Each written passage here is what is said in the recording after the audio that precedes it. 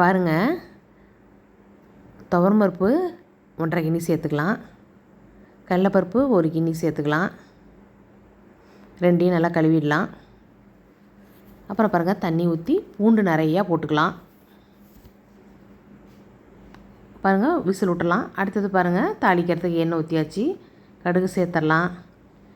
சின்ன வெங்காயம், கருவேப்பிலை, அப்புறம் வரமிளகா, பச்சை மிளகா எல்லாம் சேர்த்து நல்லா வதக்குவோம். அப்புறம் பாருங்கள், ஒரே ஒரு தக்காளி போதும், ரொம்ப தக்காளி பழம் தேவையில்லை. அப்புறம் மஞ்சத்தூள் கொஞ்சம் சேர்த்து நல்லா வதக்கிடலாம். இப்போ பாருங்கள், பருப்பு நல்லா வெந்துருச்சு. அடுத்தது பாருங்கள், அரிஞ்சு வச்ச சுரைக்காயை சேர்த்துடலாம். இப்போ பாருங்கள், அடுத்தது சுரைக்காயை நல்லா வேக விட்டுறலாம்.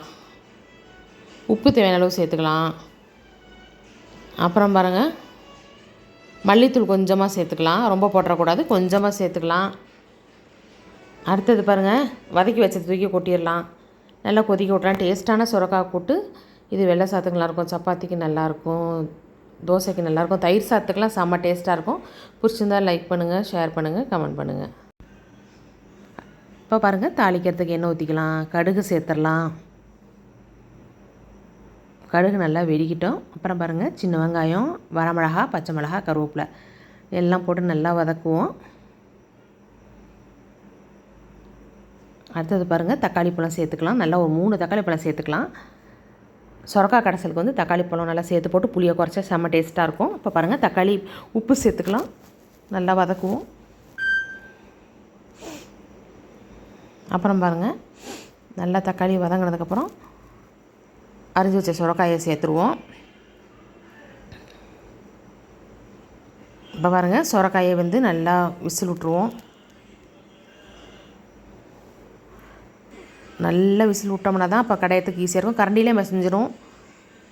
பாருங்கள், கொஞ்சமாக தண்ணி சேர்த்துக்கலாம். பாருங்கள், விசில் விட்டாச்சு. அப்புறம் பாருங்கள், ஸ்டீம் போனதுக்கப்புறம் எடுத்து மசிச்சு விட்ருவோம். இப்போ பாருங்கள், புளித்தண்ணி கொஞ்சமாக சேர்த்துக்கலாம், நல்லா திக்காக. அடுத்து நல்லா புளி தண்ணியை ஊற்றி கொதிக்க விடுவோம். பச்சை வாசனை போகணும், புளியோட பச்சை வாசனை. அடுத்து பாருங்கள், குக்கரை மூடி விசில் விட்ருவோம்.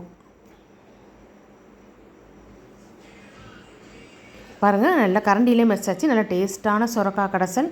இது வெள்ளை சாதத்துக்கு செம்ம டேஸ்ட்டாக இருக்கும். பிடிச்சதாக லைக் பண்ணுங்கள், ஷேர் பண்ணுங்கள், கமெண்ட் பண்ணுங்கள். மறக்காமல் சப்ஸ்கிரைப் பண்ணுங்கள். தேங்க்ஸ் ஃபார் வாட்சிங் this video. Bye bye friends.